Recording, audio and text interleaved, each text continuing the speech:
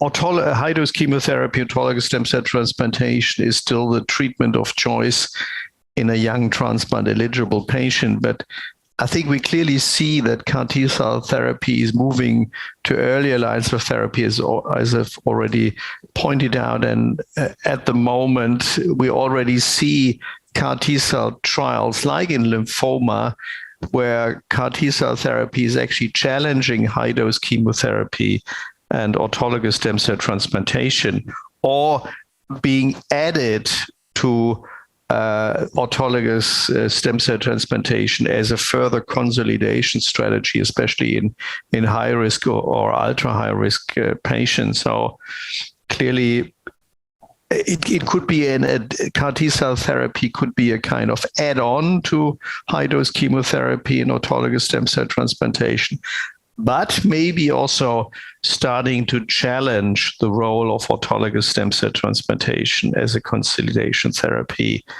in a transplant-eligible patients. And furthermore, I think with the low toxicity that we see, and I've now seen a lot of patients that receive CAR T-cell therapy for multiple myeloma, the toxicity is really very acceptable.